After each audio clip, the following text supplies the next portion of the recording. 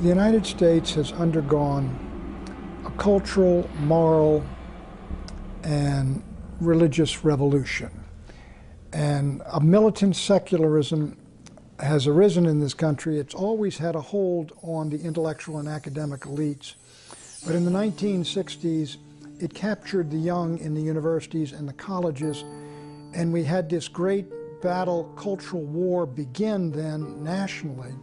And since then, if you will, secularism has really achieved dominance in the academic community and the intellectual community and the entertainment community in Hollywood, among part of the political community, but not the nation as a whole. However, it is much stronger than it was, and so this is the basis of the great cultural war we're undergoing right now. And this militant, it is an anti-Christian, anti-God, anti-traditionalist revolution. It's partly the sexual revolution has a lot to do with it and how people live. And so we are two countries now. We are two countries morally and socially and culturally and theologically, and cultural wars do not lend themselves to peaceful coexistence. One side prevails or the other prevails, and the truth is that while the conservatives, in my judgment, we won the Cold War with political and economic communism, we've lost the cultural war with cultural Marxism, which I think has prevailed pretty much in the United States, or is now the dominant culture, whereas those of us who are traditionalists, we are, if you will, the counterculture. What exactly is cultural Marxism, the dominant culture of today? How did the founders of communism figure out a way to take over our country, not with guns and weapons, but with values and ideas? Let's take a closer look at this and see exactly how it happened. There was a man named Karl Marx. Marx got an idea. His idea was that the workers of the world should unite and rise up to counter an evil foe, that foe being capitalism. Capitalism, the idea that people and private companies should be able to own the means of production and be free to earn and have as much as they wished, was anathema to Marx. Marx felt the state should own the means of production, as well as products produced, and then the state should distribute a fair share of all such products to each and every worker. Thus, in his book, The Communist Manifesto, Karl Marx thundered, "Workers of the world, unite!" Sure that he had a principle to unify all workers in every country, Marx looked forward to eventually taking over the world. Karl Marx believed that you would have a rebellion by the workers against the capitalist system, which would then create a Marxist communist society where you would have dictatorship of the proletariat. Unfortunately, when World War I broke out, the workers of the world did not unite. In fact, the workers united with their respective countries and fought each other. What happened was the Marxists had an enormous disillusionment when the French and the Germans and the British workers all rose up for the fatherland and went to war happily, fighting one another. Marx's idea was a total failure. Workers were more loyal to their respective countries, churches, and cultural values than they were to their counterparts in other countries. They did not want to give up their houses, their cars, their stoves, their products. They did not want to have a classless society. They did not vote, and they didn't even have an overthrow. Some years after Marx failed, several of his disciples got a new idea on how to take over the world. One of his disciples, Antonio Gramsci, while where else but in prison, wrote up a series of plans, now known as the Prison Notebooks. In this plan, Gramsci announced, "The workers of the world will unite only after the Long March is over. The Long March? In other words, they had to get into the culture and change the way of people's thinking. And if people were thinking about patriotism and nation and God and country, that was a mechanism which was too resistant to Marxism. It could never take hold. So you had to erode and destroy that in the individuals. That began what's called the Long March through the institutions, through the seminaries, through the churches, through the media, through Hollywood, and all the rest of it, to create an anti-Christian culture which would destroy the Christian beliefs and convictions in the vast majority of the people, so they would embrace the ideas of Marxism, and they would embrace the ideas that they had rejected, and they would be open to a takeover, basically, by Marxists. Now, not political Marxists, but cultural Marxists. Rather than workers uniting and marching into battle, thus seizing power through force, they would make a long march through the institutions.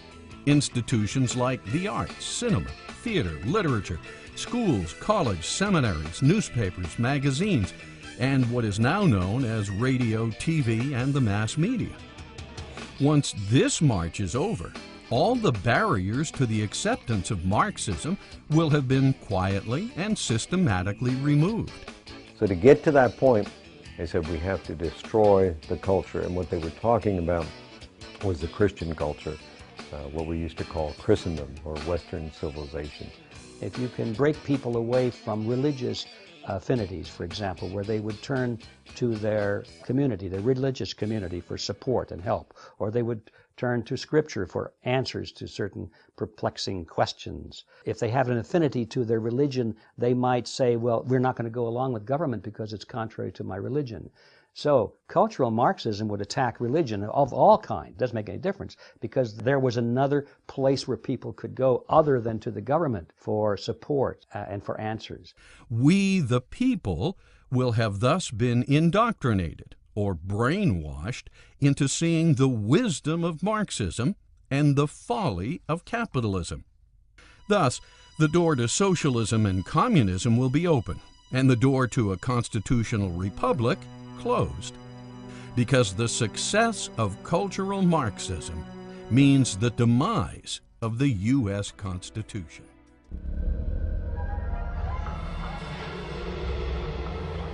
Let's back up a moment. How did cultural Marxism get into the United States? Some brief history. In 1923, members of the Marxist Communist Party set up an institute at Frankfurt University in Germany. This institute was named the Institute for Social Research. Later, it would become known as simply the Frankfurt School. These new Marxists, under the direction of Max Horkheimer, had seen the old Lenin Marxists fail. The workers of the world did not unite in World War I. Further, they realized why. Antonio Gramsci, the disciple who wrote the prison notebooks, had it right. Marxism could only flourish after a long march through the cultural institutions. Now the mantra would be, change Western culture, and then the workers will unite. After Marx, there were a group of Marxists who wisely decided that you could bring this collectivist society to a nation through culture as well, by introducing certain values and concepts that would break down the family, for example. If you could somehow break down the family unit so that it was no longer self-sustaining and no longer valued in a society, then that would leave individual members who formerly could turn to the family for support in times of need. They would now be cut loose. They would be without a place to go in times of need. So now they have to turn to the government. But just as the march through the institutions was about to begin, an anti-Marxist, anti-Semitic Adolf Hitler ascended to power, and World War II began. Since the leading lights of the Frankfurt School were Marxist, the school packed up its ideology and fled to America, settling down in New York City with the support of Columbia University. But what exactly is the march? And who was marching? I see the revolutionary destruction of society as the one and only solution.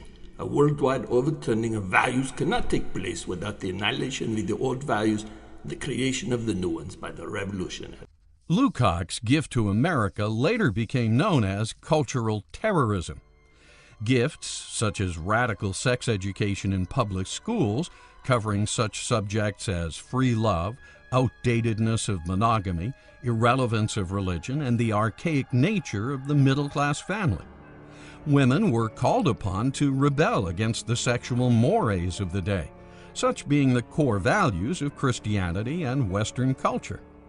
His ideas later became the basis for the sexual revolution, embraced by a generation of drug-challenged baby boomers. When you hear people say, as I did on the campaigns, Pat, what happened to the country we grew up in? Physically, it's the same country. But they're right, we're in another country now. And this is why I think the cultural Marxists have prevailed and are prevailing. They have captured the young. What was the saying in the Abby Hoffman, we're going to capture your children? In a lot of ways they did. Although Gramsci died in 1937, his prison notebooks lived on as the blueprints to de-Christianize the West. The civilized world has been thoroughly saturated with Christianity for 2,000 years. Any country grounded in Judeo-Christian values cannot, therefore, be overthrown until those roots are cut. But to cut the roots, to change culture, a long march through the institutions is necessary. Only then will power fall into our laps like ripened fruit. And the new generation of freedom-loving, authority-challenged baby boomers were quite willing to accept the bait and take a toke. Turn on, tune in, drop out. Yes, our prison planner, Antonio Gramsci, had quite a dream. The only way a Marxist revolution could be successful was if the heat shield of capitalism, Christianity, were first destroyed. In the 1960s, the church pulled back from the culture. You had the first Sex and Satanism film. You had the first X-rated film where the pastor takes the boy up to his room in Broadway to get on his knees but not to pray. You had all of the perversion. You went from 100% broad audience films that anybody could see to 82% R-rated movies, which were restricted. You had a tremendous loss of viewership at the movie theaters. Even though television had been around for 20 years, you went from 44 million weekly attendance to 17 million weekly attendance. And so basically what happened, the church gave up in the mid-60s. It came up on prayer in schools. It gave up on being a force in society. And Johnson shackled the church when he said that when he used the 501c3 to say the churches couldn't talk about politics, and the church just buckled under. When prayer was taken out of school, the church buckled under. When the church collapsed from Hollywood, they buckled under. So it was the church's internal collapse, and that has happened before in history, and unless people get revival, reformation, renewal, we will never reclaim the culture. So cultural Marxism would be that type of activity in any society that breaks down the culture in such a way so that people instinctively turn to government as an alternative for the support that they otherwise would have. This is done through art, it's through music, it's through literature, it's through motion pictures and that kind of thing. It's the implanting of certain ideas and concepts which make them very ripe for the philosophy of collectivism and makes them very ripe for turning to government as the big daddy, the big solver of all problems. Collectivism implies that if something is important enough, then the state should step in and make sure that everybody conforms, whether they want to or not. So the essence of collectivism in a political sense is that it employs the use of coercion to require people to work together. And once coercion enters, then you are actually participating in a negative social conduct, which is in many cases worse than the social condition that you're trying to overcome by the collective action. People are not given free will. They're required to do this and that because the majority has decided this is for the greater good of the greater number and so forth. Whereas individualism works toward the same goals, but they do so in the environment of freedom. So it's the difference between freedom and coercion.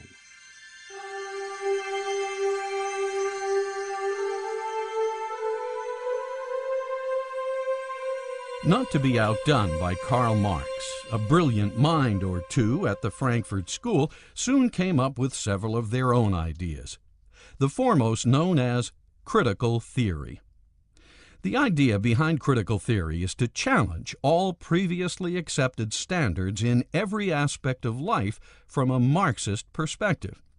Standards such as Abe Lincoln was honest, home is where the heart is, democracy and capitalism are good, the founders believed in freedom. In doing this, every negative thing one could possibly say about America was dredged up, circulated in books, movies, TV, schools, colleges, and even the clergy, so that the youth would be endlessly indoctrinated. Things like white men killed the Indians, fathers were repressive, God is dead, the founders had slaves. But when the consciousness-challenged baby boomers repeatedly heard that the establishment, as they came to refer to it, was a bunch of racist, overly religious, sexually deprived sexists who were xenophobic Indian killers and anti-Semites, they internalized the criticisms.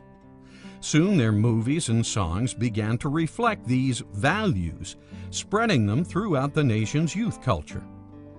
Critical theory was doing its job, especially on people like Charles Manson and John Lennon.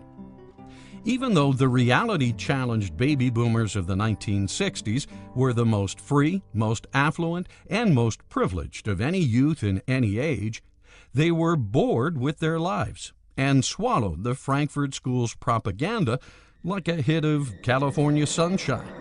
Books like The Death of the Family, Escape from Freedom, The Mass Psychology of Fascism, The Sexual Revolution, The Joy of Sex, and The Authoritarian Personality flew off the shelves. Books like Authoritarian Personality were particular hits because they attacked the patriarchal family unit, a deeply Christian institution. So along came movies depicting the family unit as sexually repressed and dysfunctional. The basic unit of a family is where a male as a sex joins with a female as a sex, and they're able to work together to help each other. And by being able to work together to help each other, they perfect each other, they love each other, they care for each other.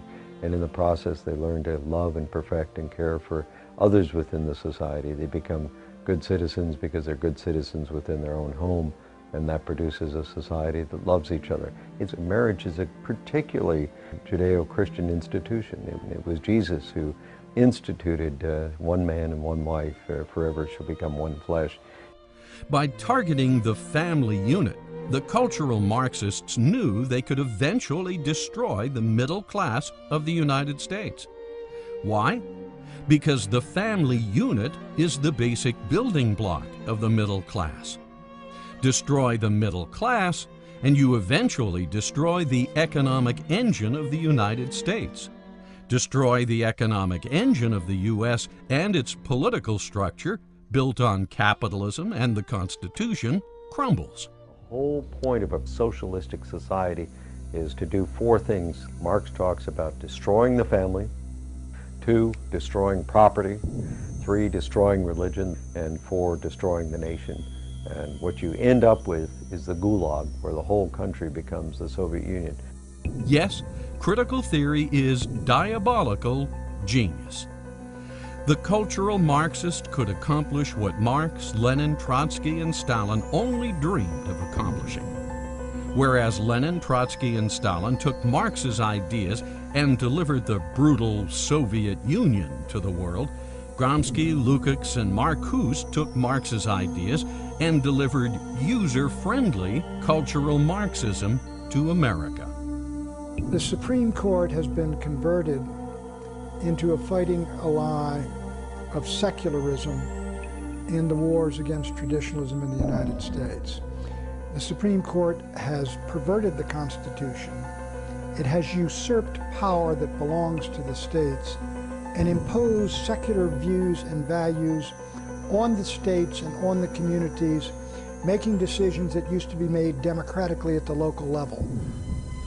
This time it seems Marx won. Today, post-Engel, politically correct baby boomers are so completely immersed in the Frankfurt School's cultural pessimism, they can't see the forest for the trees. They're fish in a bowl of muddy water. They're Neo in the Matrix. They swim in it. They absorb it through every pore of their beingness. Starting in the 1960s, cultural Marxism has woven its values into every American's very existence. Khrushchev was right when he said, "We will bury you."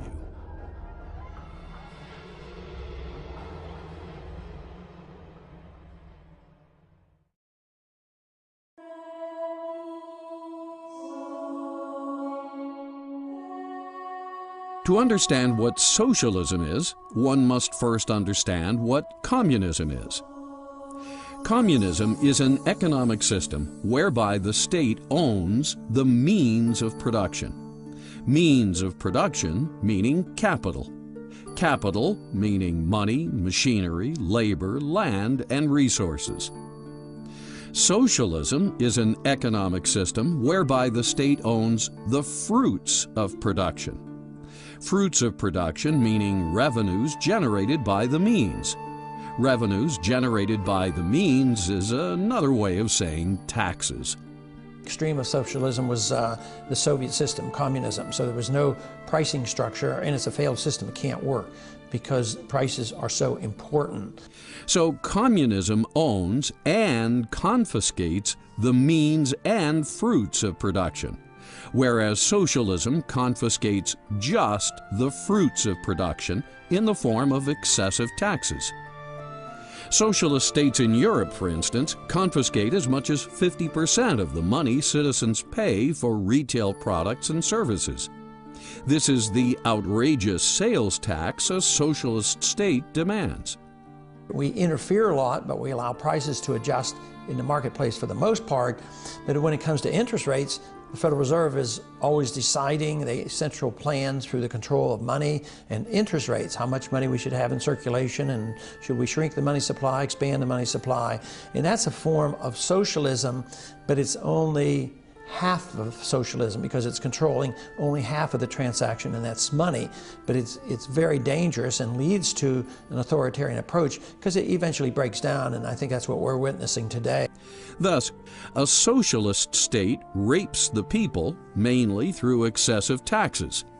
A fascist state rapes the people mainly through excessive debt. Both ultimately rape the people through taxes because debt causes inflation, a hidden tax. Debt causes inflation because the Federal Reserve System facilitates the conversion of government bonds, government IOUs, into Federal Reserve notes, what we use as a currency. Well, the Federal Reserve, in its very nature, is contrary to a free market. The Federal Reserve is not only regulating, but it's manipulating the marketplace against the will of the people who are conducting the marketplace.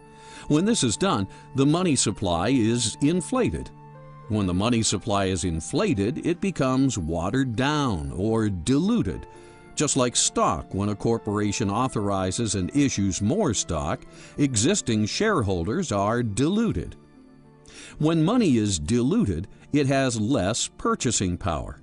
When it has less purchasing power, prices rise because it takes more Federal Reserve notes to purchase a given product. When prices rise, it has the effect of a tax.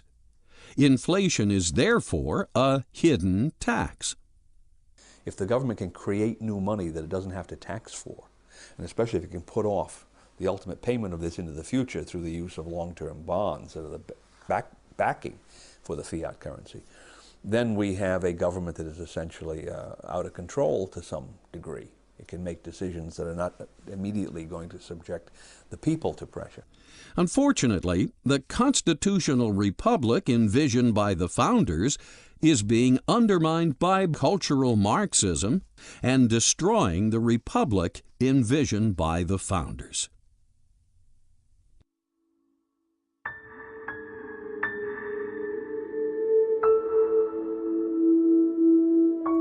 As we have seen, the Constitution gives Congress the power and the responsibility to provide for the general welfare of the nation.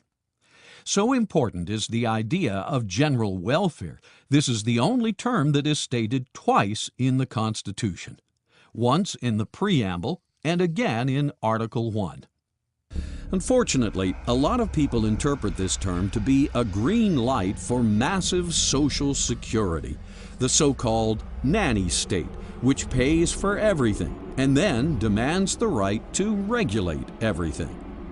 Well, the Constitution was written to limit the size and scope of government. It was to recognize that government was there to protect our liberties. It does not endorse the welfare system at all. If we just followed the Constitution, the government would be very much smaller, maybe 80% smaller. This may be the cultural Marxist's dream of a socialist state. But as a result, we now have minimum wage laws, child labor laws, federal disability laws, Medicaid laws, public housing laws, rent laws, entitlement laws, food stamp laws, and even extensive pet laws. Over 25,000 laws are enacted every year, many by congressmen that have been bought and paid for by multinational corporations, all non-people entities. I hereby declare this to be an unlawful assembly. If you remain in this immediate vicinity, you will be in violation of the Pennsylvania Crimes Code, no matter what your purpose is. What comes to mind is big corporations that put their view of the world out there for everyone, take over small businesses, take over choices that people might have, different kinds of products where everything becomes much more generic and just based on cost as opposed to quality and workmanship. Because term limits have not been established for the Congress, most congressmen have been able to stay in office for decades. Again, this is the Supreme Court. States were enacting and imposed term limits on their members of Congress in something like half the American states, and the Supreme Court overthrew it and took the right away from the states to impose term limits on their own members of Congress. And what did Congress do? They said, that's fine with us, because we'll stay in power. It seems the more a congressman is entrenched, the more he is able to build a social network, a network of cronies. Clearly, good relationships with fellow congressmen serve many productive purposes, but such a network can also be abused. After all, it's much easier to minimize the risks of vote swapping, a form of collusion, amongst cronies. It's much easier to justify corporate campaign contributions, a form of bribery, amongst cronies. And it's much easier to get away with earmarks, a form of fraud, amongst cronies. Thus, an entrenched Congress, especially one cast into only two major political parties, would seem to be in the perfect position to imperceptibly usurp power from the people and place it into the hands of the corporate fascists that have hijacked Congress. The right place to look for a solution to the problem of corrupt politicians is at the voter and their perception of who they're voting for and what the political principles of their candidates are. You can bet collusion, bribery, and fraud are not practices the founders envisioned for a more perfect union. So unless I have this view that I need to participate in this system as a self-governing citizen to maintain the integrity of the system will eventually be dominated from the top down by the people who can actually make something from gaming it, as the expression goes. So this is the Founding Fathers' point. It depends upon having a virtuous citizenry that is willing to shoulder the burdens of maintaining a self-governmental structure. Again, general welfare includes everyone, especially the vast majority of average citizens who fall within the middle of the social spectrum. In statistical terms, the average, or mean, is represented at the top, or crest, of what's known as a bell-shaped curve. It's the middle of the bell-shaped curve. So it's fair to say that the original intent of the Constitution is to define a government that serves the general population, the middle of the bell-shaped curve, now known as the middle class. Constitution. The proper function of government is not to provide, but to protect.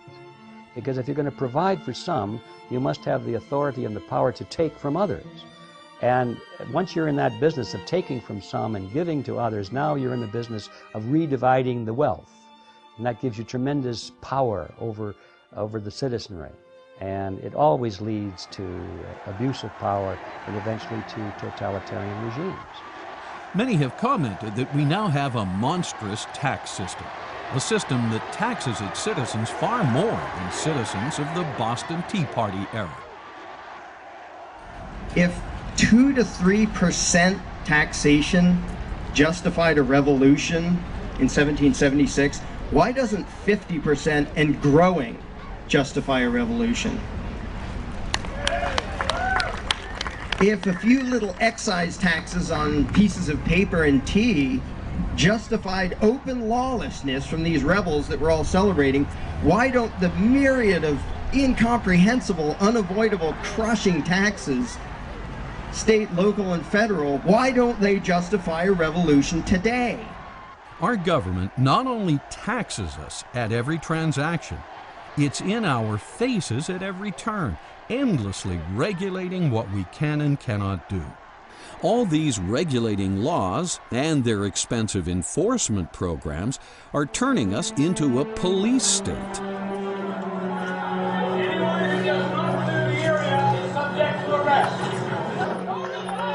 People like us, you have brothers, sisters, brothers, uncles, we're all family.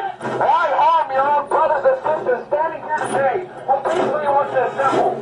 Why? Why? Turn that sound weapon on us. We have done nothing wrong. We have not broken any laws. We mean no harm to you. We don't want to hurt you.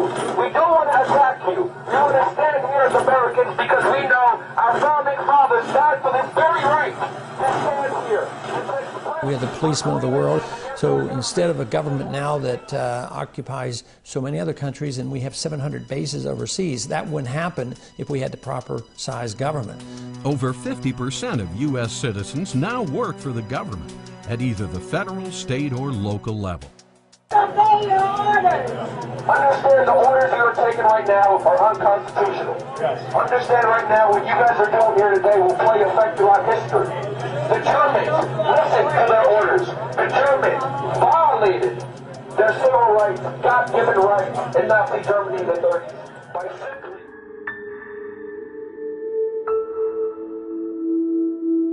The nefarious genius of cultural Marxist strategy is to destroy the family unit by promoting what's known in the field of botany as androgyny. From the American College Dictionary, androgyny means, quote, having staminate and pistillate flowers in the same inflorescence, being both male and female, hermaphroditic, end quote. Translated into cultural Marxist strategy, this means making the father and mother of a family the same, and/or reversing their roles. How is this done? Well, it starts with invalidation. I hate this house, and I don't want to be here anymore. As previously discussed, one of the key technologies of the Frankfurt School is critical theory. Recall, the purpose of critical theory is to instill cultural pessimism. Thus, by endlessly portraying fathers as dominant, restrictive, depersonalized, and controlling, the cultural Marxist is able to invalidate the male component of the family unit. Concomitant with this, by endlessly portraying mothers as schizophrenic, nagging, anxious, the cultural Marxist is able to invalidate the female component of the family unit. This two-punch invalidation, endlessly repeated in the general literature, movies, and media, gives rise to a pessimistic attitude towards the traditional family. After time, this pessimism becomes imbued into the culture. That's why it's said the product of critical theory is cultural pessimism. The message of cultural pessimism. 1. Families are boring, stifling, and intrusive. 2. Mothers and fathers suck. 3. Divorce is therefore understandable and justified. With divorce made understandable and justified, even laughingly made easy by calling it no fault, 1 out of 2 nuclear families now disintegrate into chaos. Most contracts, the court system tries to sustain the contract. If you and I are doing business together and they're trying to protect that contract because the contract was entered into in good faith for good principles. However, although the marriage might have been entered into in good faith, by breaking that, they can put a lot of people to work. Not only the marital courts can go to work, there are also the social workers that go to work. There's also a whole team of people, including the IRS, who prey off of them. And one court in Massachusetts says, we're going to bring this father to his knees and take all of his money from him. So there's a whole movement by the courts to make money off the dissolution of marriage. After the mother and the father are finally done arguing or negotiating over custody of the children and possession of the assets, 2 new family homes are usually established. He lives here and she lives there. Each new household economy now has to have a redundant, otherwise superfluous set of rent or mortgage payments, energy and utility demands, and household furnishings and accoutrements. Extensive and complex scheduling of child visitation then must be established. If the divorce was acrimonious and/or the children were traumatized by it, and most are, both parents vie for the children's attention and visitation. As they do this, knowingly or unknowingly, they spoil the children with unending material gifts, junk food, sugar, unearned validation, and parental supervision so lenient it borders on gross negligence. Divorce is dreadful for children. And now you have some families, probably the weakest and the poorest, mostly black families, that are now over 50 and even 60% in divorce, which is critical for the children. But worst of all, children are usually shipped off to daycare centers and/or public schools, where they are then handled like animals in captivity. Now we're talking about a school system that's teaching values that's determined not by the parents, not even by the teachers, but by the political groups that provide the funding, the politicians, the bureaucrats, the think tanks, all these invisible structures above. Now, those are the people who are determining the values that are being taught in our schools. The profligate cultural Marxist society that causes and tolerates this then imposes pharmaceutical drugs on these children. Certainly the arts have always had a tendency to promote license instead of liberty. The difference between license means that I can do anything, even if it's destructive of other people and of myself. I can take drugs until I OD. I can hurt other people and hurt their children and families. License is something that is selfishness rules. With liberty, what rules is the freedom to be responsible, the freedom to live a decent life, the freedom to love others, the freedom to give. It's like the difference between love and lust. And unfortunately, often the principle of love is replaced in the media with the principle of lust. And the lust principle produces media that's constantly pushing the envelope. Almost every movie that Hollywood puts out today must depict characters with at least one of the following attributes. 1. The protagonist and/or the antagonist are divorced. 2. The female is portrayed as dominant, controlling, violent, and/or one-up on men. 3. The male is portrayed as aloof, feminine, overly sensitive, and/or cheating. 4. Somewhere in the family, at least one of its immediate members must be a lesbian, gay, bisexual, or a women's liber. Often, attributes are mixed in various proportions, and even mixed with a touch of schizophrenia, as males and females swap roles in fluorescence. Same-sex marriage does not give you the balance of having a mother and a father so that you can learn different skills from them and you learn different personality types from them. By abolishing that, children are adrift. Through endless repetition and media dissemination, androgynous elements are institutionalized as legitimate and eventually normal. Cultural pessimism has been taken to a whole new level. Complete tolerance for dysfunctional social structures and inefficient economic units. Proof that Christian values do not work. Schools should be completely operated by parents. They should be in control, and therefore the parents can determine what values are taught to the students. If the school doesn't teach the values that that parent wants taught to their children, then they can take the child out of that school and put him in another school which does teach those values. The Supreme Court has been converted into a fighting ally of secularism in the wars against traditionalism in the United States. With the success of cultural Marxism, hundreds of millions of nuclear families have been destroyed since 1965. This has contributed to or caused the decline of the middle class. Next will be the destruction of American capitalism, unless the effects of cultural Marxism are recognized and handled. There is a revolution coming. It will not be like revolutions of the past.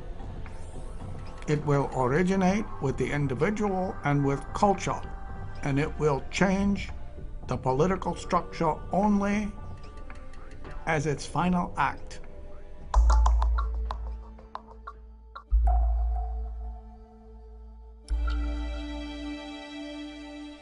Before the Romans crashed and burned, they had gone down the same road, only they called their social security bread and circuses.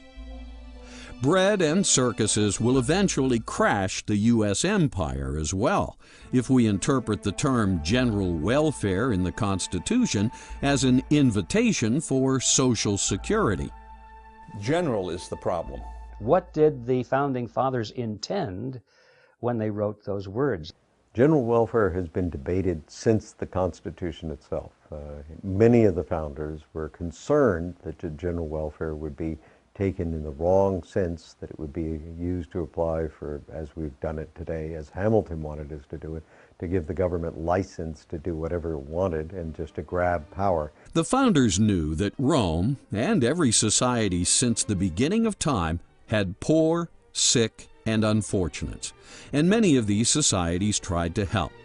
For instance, in 1597, England had the Elizabethan Poor Laws enacted to provide what were known as the 7 corporeal works of mercy. These works were to feed the hungry, give drink to the thirsty, welcome the stranger, clothe the naked, attend the sick, visit the prisoner, and bury the dead. But is this how you really promote the general welfare, the founders asked? You're talking to someone about a free society, and they say to you, as they always do, what about the poor? Oh, the poor. What are we going to do about the poor if there's no welfare state? The poor that die in the streets and isn't that, right? a perfectly valid objection, and we all generally have this tendency. What do? We run out and we research, and we become the human Wikipedia talking point planet of infinite facts, and we try and give everybody statistics, and we give everybody historical examples, and we say, well, there was these friendly societies in the 1920s, and the fact that I find useful is the number of poor people after the Second World War was declining 1% a year because of the free market. When the welfare state came in, it stopped declining and stayed steady, which is exactly what you would expect. If you subsidize something, you increase its prevalence, and you subsidize poverty, you get more. Give a man a fish, and you feed him for a day. Teach him how to fish, and you feed him for life. The founders were teachers. Their original intent was to set up a system that created fishermen. The Constitution means what the founders intended it to mean. Otherwise, it means nothing. If you want to have the Constitution mean what modern politicians think it should mean, then you don't need a Constitution. In fact, you're better off without one. Just say, what do the modern politicians want us to do today? What would happen if you created a society that could actually rise above problems? A society where the government gently facilitated a free and prosperous citizenry. A citizenry so successful there were no hungry, there were no sick or poor, there were no criminals. You could take the Department of Education, the Department of Housing, and any number of these national departments and defund them to zero and send out the funds to the states in block grants, which would eventually go down to zero, and get rid of most of the federal government. The federal government still has the responsibility of national defense. The Justice Department is needed, the State Department is needed, the Treasury Department are needed, but many of those other departments should be defunded rather than have the politics of the federal government imposed upon the nation. The founders wanted to set people free from the system, or the matrix. That's what liberty is all about. They wanted general welfare to be the result of a self-governing, productive society. They wanted general welfare, not welfare in general.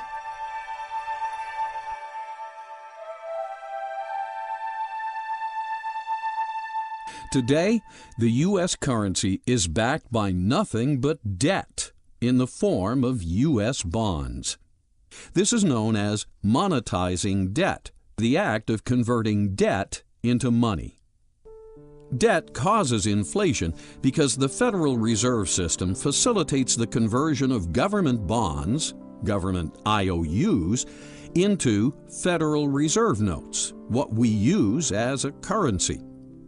When this is done, the money supply is inflated. When the money supply is inflated, it becomes watered down or diluted. Just like stock, when a corporation authorizes and issues more stock, existing shareholders are diluted. When money is diluted, it has less purchasing power. When it has less purchasing power, prices rise because it takes more Federal Reserve notes to purchase a given product.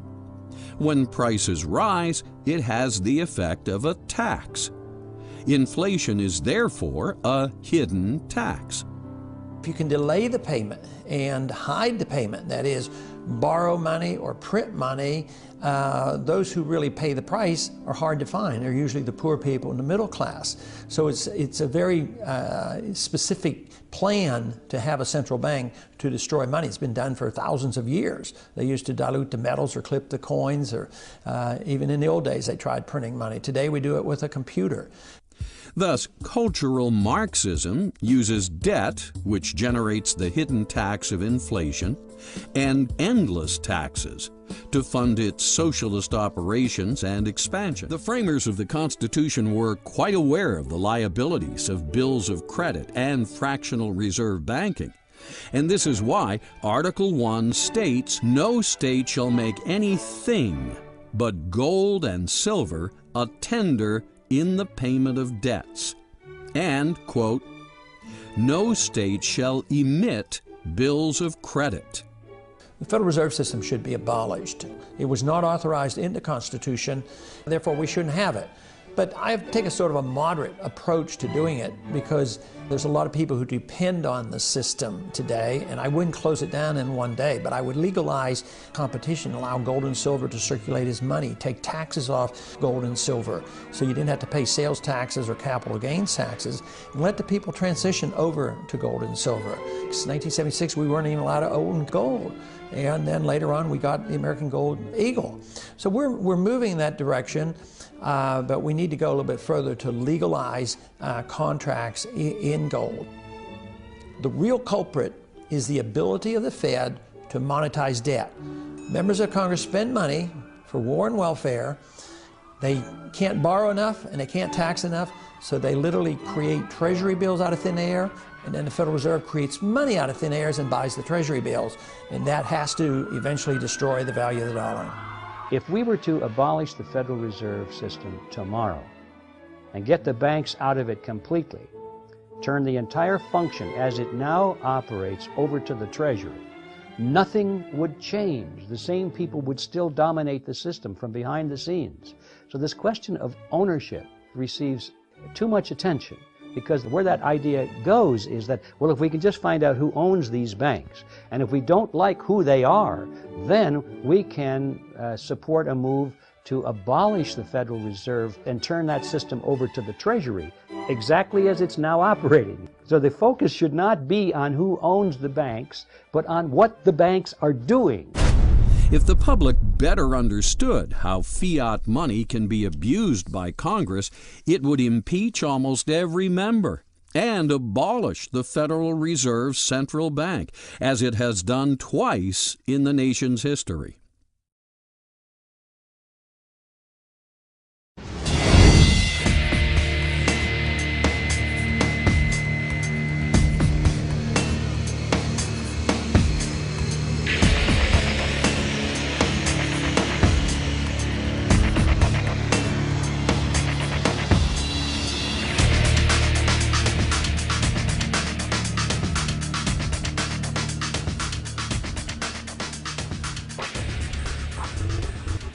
Like the Federal Reserve System, the Congress has been further distorting the letter of its constitutional responsibilities by delegating its power to declare war to another entity, in this case, the President. One of the great problems the country faces is the cowardice of the Congress of the United States as an institution. It has allowed the President to usurp the war-making power. Where does Congress get authority to delegate the responsibility to declare war to the President?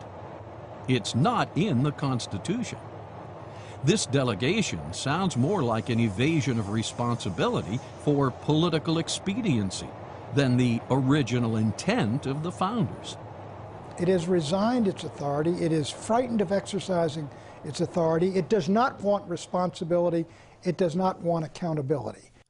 Article 1, Section 8 clearly states, Congress shall have power to declare war, to raise and support armies, to provide and maintain a navy, to provide for calling forth the militia.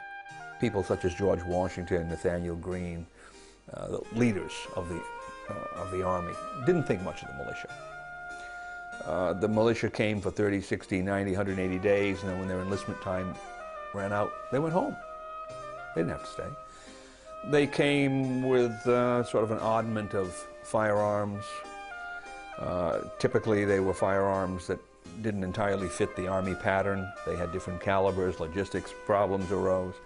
The men weren't clearly not as well trained as the regular soldiers. They had a tendency to break when the British charged them with bayonets, for instance. So people like Washington, who was obviously very influential at the time, didn't have a particularly good word to say about the militia. So one would have thought when the Constitution was drafted, the Founding Fathers would have left the militia out. We don't need this. Hadn't proven to be that effective. Or they might have said, well, Congress or the states can set up a militia if they want to, but it's discretionary. Depends on circumstances. They did the exact opposite. They recognized the existence of what they called the militia of the several states at the time. It's constitutionally recognized. And then the Second Amendment comes along and says it's necessary to the security of a free state. So I would say the Constitution makes it absolutely clear that those entities, because it's not one entity, that should be one in every one of the states, is a key structural element of the Constitution. And why? Well, it's because ultimately, who's the militia? It's the people. With every shooting on a college campus, the cultural Marxist indoctrinating mainstream media never mentions the true source of the problem, the disintegration of the family unit. Instead, the media pushes the socialist agenda of removing citizens' Second Amendment rights. Let's go to the Second Amendment, which says a well-regulated militia being necessary to the security of a free state. The right of the people to keep and bear arms shall not be infringed. Just take the first clause. A well-regulated militia being necessary to the security of a free state. Stop right there.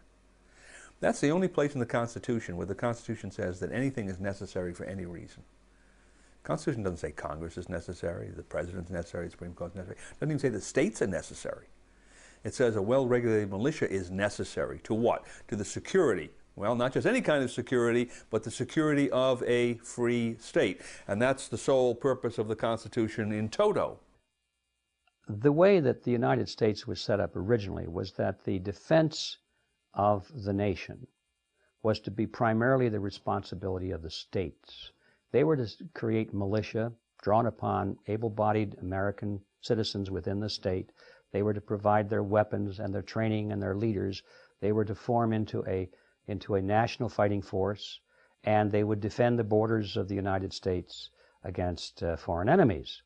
But the primary foundation, the element of that, was the militia.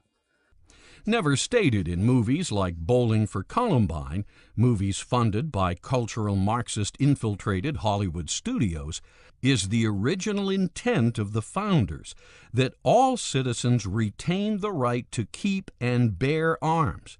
More accurately, the obligation to keep and bear arms as part of the militia. The Michigan militia wanted everyone to know that they were nothing like McVeigh and Nichols. This is an American tradition. It's an American responsibility to be armed. I'm sure you guys are the kind of people that people would like to have as their neighbor. As the Constitution tells us, a well-regulated militia is necessary to the security of a free state. Now, some people may disagree with that, and my response is, well, that's a personal opinion. The law is otherwise. Right? The law tells us that this is the principle on which we're supposed to be operating. You don't like that, amend it. If it's there, enforce it. If you don't enforce it, there will be some consequence, because the Constitution is, how should I put this? It's an integrated document in the sense that all of the parts were designed to function with all of the others simultaneously. And if you look at it, there are several pillars to it. There's, of course, the federal government, the Congress, President, and the Supreme Court. There are the states. There are the people as electors. And then there's this group of entities called the militia. And read the Constitution through and you'll see they're essentially all on an equal plane. They all fit into this structure. Well, if an architect designs a building with 5 support columns, it's probably because he believes every one of those is necessary. You knock one of those out or you allow it to decay, and you can pretty much expect that that building is not going to be stable over the long term. Certain kinds of shocks affect it, it's going to come down. Same thing with a governmental structure. Governmental structure was designed in such a way that the people were supposed to play an important role in maintaining political power of military force. Instead, the Frankfurt School's agenda of injecting cultural pessimism into society continues. Robberies, murder, fires, and now escalating school shootings all contribute to the cultural pessimism and the misguided justification of disarming the citizens. But if citizens ever allow cultural Marxists, such as the Michael Moores of the world, to ban ownership of guns, they will make a grave mistake. These guys that created the American Constitution, the American Republic, were looking into the future, and they were concerned about our own government becoming despotic. They could see that. They talked about the possibility of that. How do we prevent that from happening was a major issue of discussion.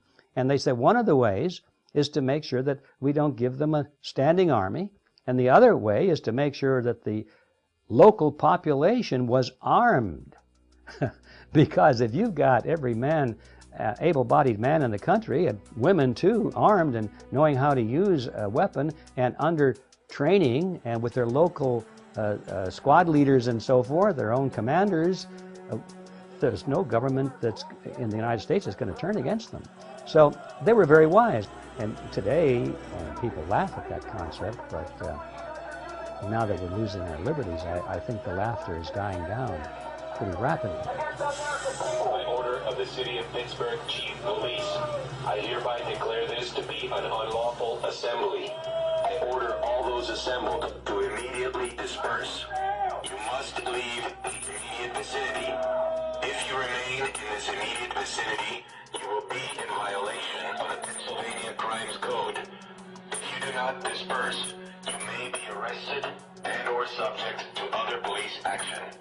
I order all those assembled to immediately disperse. You must leave the immediate vicinity. If you remain in this immediate vicinity, you will be in violation of the Pennsylvania Crimes Code, no matter what your purpose is. Observing thousands of years of history of earlier governments, the founders knew that the only thing that ultimately stands between a tyrannical government and the people are weapons. Quoting Mao Zedong, who in this case agrees with the Second Amendment, political power grows out of the barrel of a gun. Where the source of political power is to be is where the gun is. Ultimately, that's the bottom line of force in government, right? That's what government is, the application of force. If the application of force is given to some elite group, they're in control. If the application of force is given to the people, they're in control. If you want a free state, a self-governing state where we the people do the ordaining and establishing, who has to control the ultimate body of force? It's the people themselves. And that's not a professional army. That's not a standing army. That's something the Founding Fathers were very much concerned about. They didn't want a standing army. They thought that a standing army was perhaps one of the most dangerous things you could imagine, because if Washington, D.C., they said if they were to have a standing army, you know what they're going to do with it? They're going to use it. They're going to use it for something. If you get a bunch of soldiers sitting around training, you're going to use them. And they didn't want that, except in a defensive mode. If people read the Constitution, that it's not in a time of war you have a standing army. When there's no war, you have to abolish a standing army within 18 months. You can have a navy, but no standing army. Also, never forget the instrument that literally authorized the U.S. Constitution and freed all Americans from oppressive European rule was the Declaration of Independence. This sister document states that whenever any form of government becomes destructive of certain ends, such as the right to life, liberty, and the pursuit of happiness, it is the duty of the people to alter or abolish it. Alter it means to vote out those who aren't following the Constitution. If such politicians, over time, or unbeknownst to the people, reconfigure the government in such a way as to usurp the rights of the people, then the only choice left is to abolish the government. The Second Amendment states that the people, as and through their militia, have the right to keep and bear arms, and this right shall not be infringed. As individuals have rights, and we grant the government privileges. Those privileges are listed in Article 1, Section 8 of the Constitution, and anytime we have a justifiable reason and the courage to do so, we can revoke those rights and take those privileges away from the government.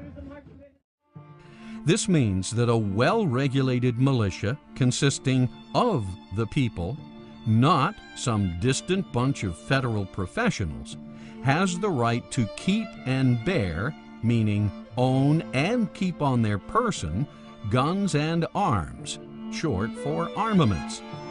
These armaments are for use should the people, through their constitutional militia, find it necessary to abolish a tyrannical and suppressive government and replace it with a serving government that promotes the general welfare and secures the blessings of liberty.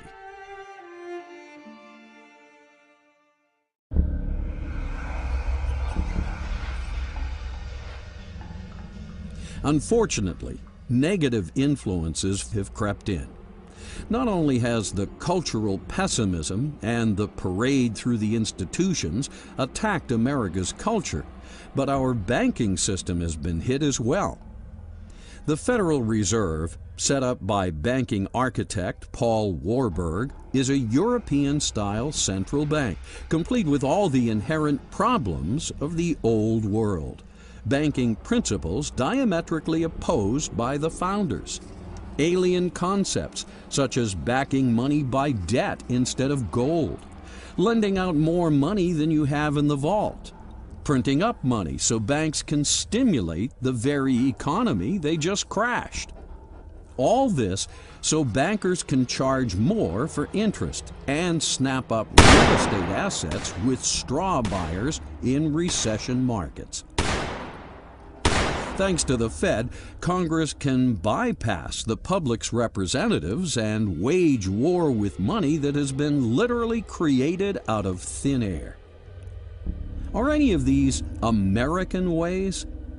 Did the founders set up the Constitution so Antonio Gramsci, a cultural Marxist from the Frankfurt School of Critical Theory, and John Maynard Keynes, an economist indoctrinated in the environment of our former enemy, should stamp their war-torn European philosophies into the very soul of our nation? Something isn't right here. In Keynesian economics, they endorse the Federal Reserve System.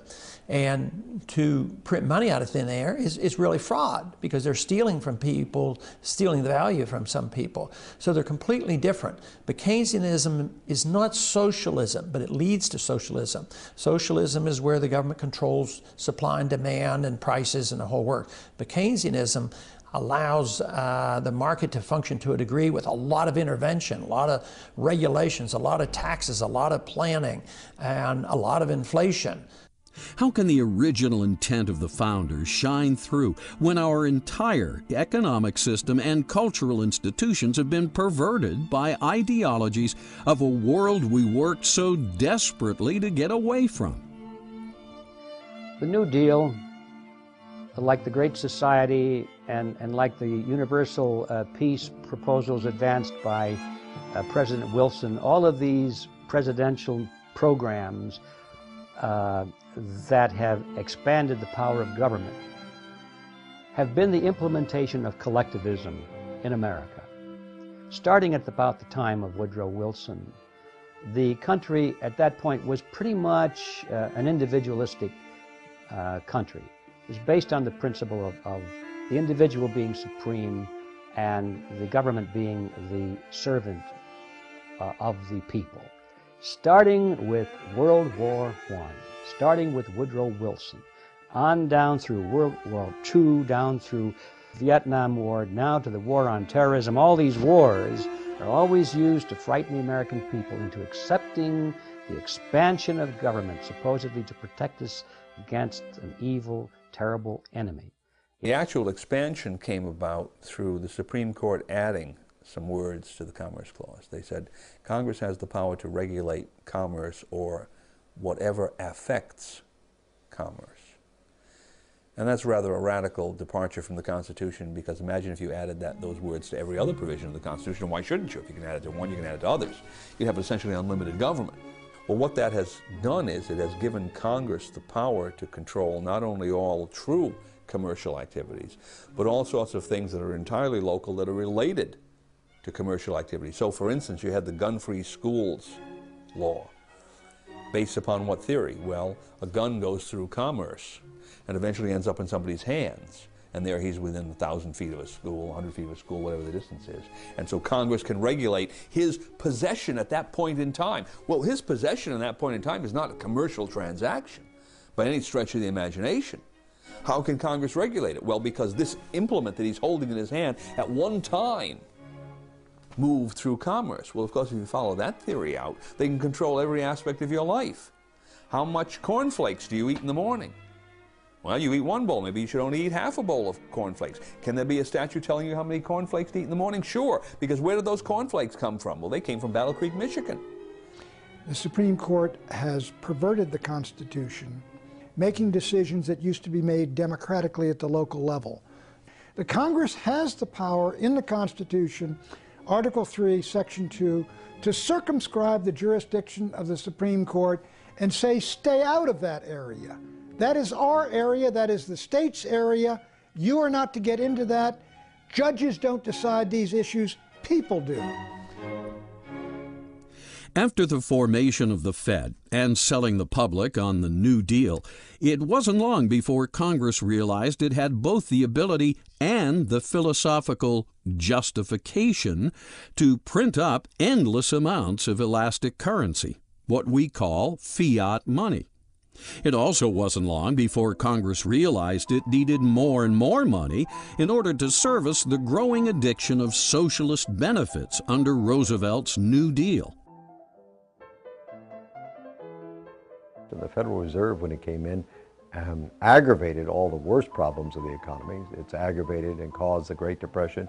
It's aggravated and caused the last depression, and it will continue to cause more depression.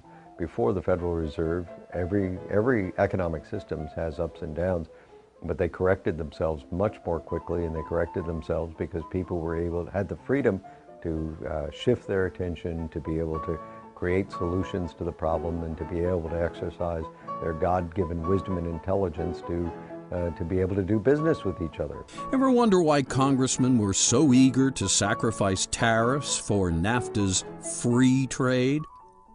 It's because tariffs don't amount to much when Congress can print up all the fiat money it wants through the Federal Reserve System.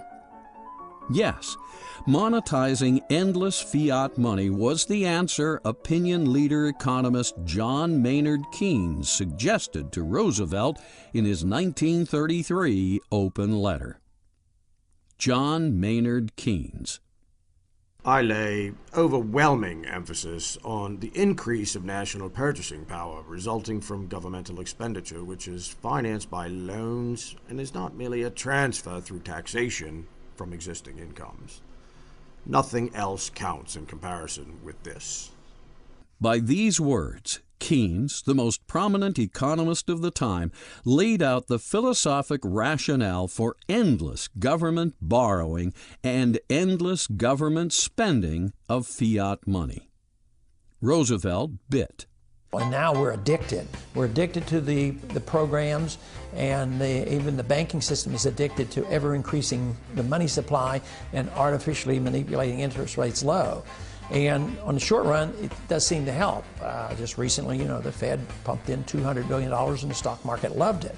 But in time, when everybody knows they created $200 billion of new money, the value of the dollar goes down, which has happened since then. Keynes knew exactly what he was doing. No two men did more to destroy the original intent of the founders and set the groundwork for the cultural Marxism and corporate fascism that was to later flourish as competing totalitarian ideologies, hell-bent on destroying a self-governing republic that sought to practice true free market capitalism. You can go back to a gold standard, say, of $1,000 an ounce. But what do you do if they keep spending and spending and borrowing? People suddenly realize that these dollars aren't really worth that much gold, and they will demand the gold. Sounds to me, given the state of affairs we're in today, well over $10 trillion in debt, immersed in perpetual wars, getting more secular and socialist by the minute, fascist multinationals dominating Congress, that we have allowed serious corruption to seep into the American experiment.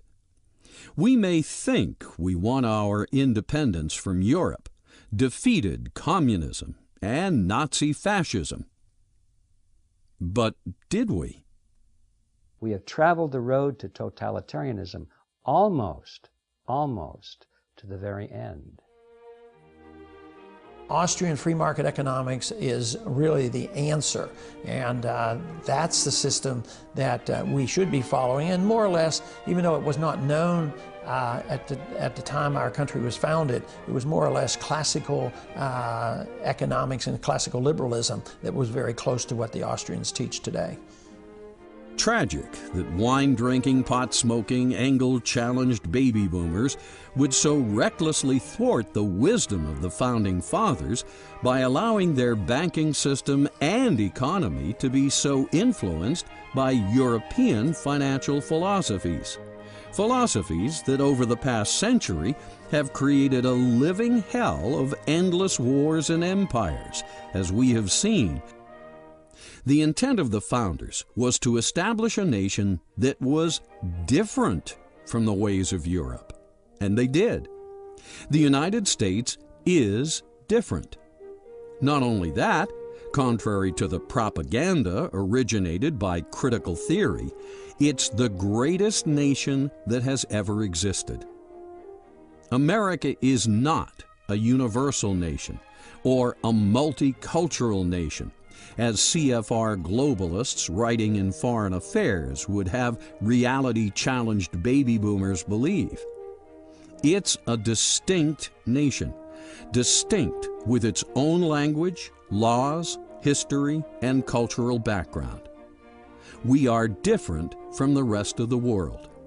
Yes, we even drive on the right side of the road because Europeans drive on the left.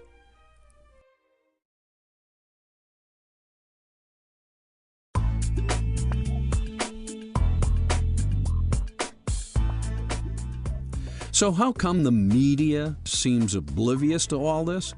The media that's looking out for the folks never discusses fiat currency, cultural Marxism, media consolidation, Keynesian economics, NAFTA, GATT, WTO, or multinational corporations in any sort of critical way?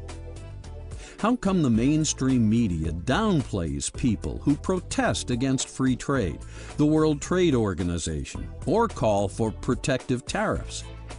We do a detailed economic study of the box office called our Report to the Entertainment Industry, where we get the studio heads to come. And the studio heads have been moving toward more movies with faith and values. Every one of the 6 major studios have started a division to do movies with faith and values. Where the most erosion of values and the greatest attack on values is occurring is the independent film market. Independent films, you tend to have a lot of anti-American films, a lot of anti-faith and values, a lot of anti-Christian films, and they do not do well at the box office. Within the television industry, you find more of an attack on faith and values, mainly because the television industry is not focused on the vote. You see, in movies, each person votes for their movie. They know that they have to appeal to who's going to vote for them at the box office. You have to separate out the movie industry, which seems to be moving counter to much of the other media. How come the mainstream media acts as an apologist for multinational corporations and fails to take a deep look at the endless expansion of government or its secret partnerships with members of the military-industrial banking complex? Instead, all we see is endless programs threatening the world with U.S. military might. Blonde, aggressive women with plastic breasts, and endless TV spots offering insomniacs pills to cure their cheese and dairy product challenged stomachs. Seems to me, to get away with all this cultural Marxist propaganda, the media must be in on the deal, systematically avoiding certain issues, narrowing the spectrum of speech, redefining words, spinning events, and ignoring, invalidating, and/or blackballing any author, filmmaker, or candidate that speaks the truth.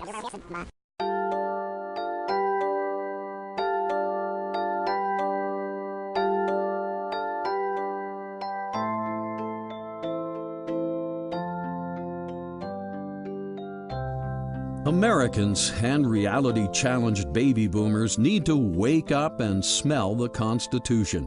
The famous quote from Franklin was that after he left the Constitutional Convention, he says, "We've given you a republic if you can keep it." And obviously we haven't done a very good job. I think if people want to live in a democracy or a republic such as ours, then they're more than free to do so, and we should lead by example, not by force. Citizens need to get familiar with the original intent of the founders and realize that the forces of cultural Marxism have been raping and pillaging the United States for decades. But to realize the dream and keep this magnificent republic alive, all Americans need to do is take 3 steps. 1. Disconnect from all sources of cultural Marxist propaganda, media, and lifestyles. 2. Don't patronize the largest Fed member banks and fascist multinational corporations. 3. Connect up with the original intent of the founders and get active applying the U.S. Constitution. Americans and history-challenged baby boomers should understand what it means to be a self-governing nation. They need to understand the Constitution from a philosophical point of view, not just a mechanical point of view. Why were certain things emphasized and others not? Why is a well-regulated militia necessary to the security of a free state? Why is the term general welfare the only term that appears twice? What principles lay behind the Constitution and why? If citizens better understood these things, they would be able to go about their lives with a greater appreciation of the rare opportunity they have been given to live in the American experiment. Instead of pessimism, they would have the realization that America has just begun, that the future will be even more incredible than anyone imagined. Take 3 steps and it will happen. Yes, the cultural Marxists in the media and the universities will scream and dramatize. Yes, there will be a percentage of religious fanatics that attack the United States or hate us because we flourish and prosper. And yes, there will always be secular robots and iconoclasts that hate traditional values and deny America was populated by Christians or influenced by biblical principles. But the founders somehow knew all this, for they had studied thousands of years of history and countless failed civilizations. From these lessons, they built the Constitution of the United States, and this document has succeeded as no other. The blueprint for the longest-standing republic in history is in your hands. Eventually, even the cultural Marxists, the corporate fascists, the Islamic terrorists, and our current special interest-dominated Congress will see the light and become part of the general welfare. In the meantime, don't give liberty-challenged members of society the power to enslave us all, just because a relative few have so little faith in the original intent of the founders and the United States Constitution. The Constitution of the United States represents no threat whatsoever to our form of government.